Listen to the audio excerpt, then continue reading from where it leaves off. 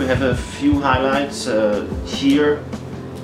I mean, one of them is the new Type 20 GMT 1903 with a tribute to the Wright brothers.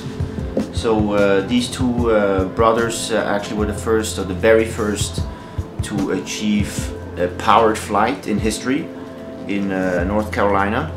So it's a tribute. You can see with the cuff that is, by the way, also you can take it off. You see here the nice engraving on the case back. It's a 48mm titanium black DLC case. It has a GMT function, as you can see here, so you can adjust the second time zone that is shown with the red hand. A slightly oversized crown, typical for pilot watches, so that you can also adjust it with gloves.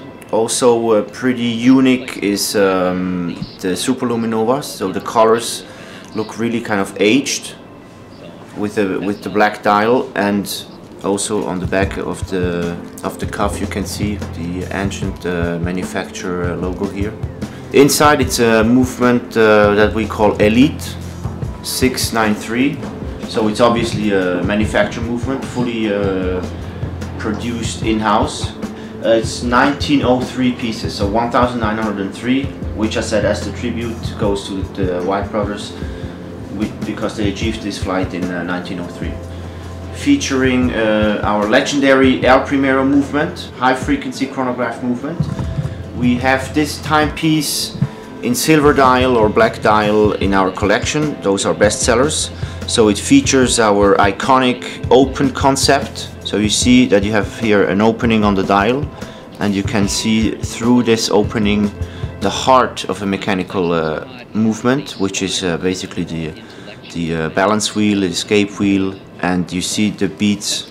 It features, as I said, a high frequency chronograph that beats at 36,000 vibrations per hour, so it's 10 beats per second, which is an outstanding frequency, meaning basically the higher frequency the more accurate it gets. Then it features here at 6 o'clock a power reserve indication of 50 hours. And last but not least, it's a limited edition of 1975 units.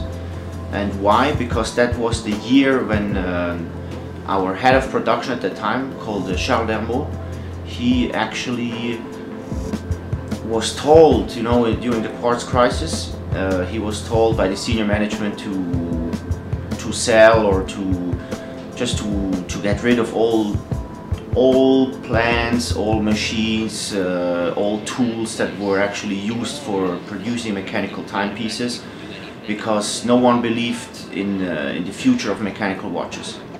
So, I mean, quartz watches were less expensive, more accurate, so there was no real reason why quartz watches should have a future. Everyone thought basically the same.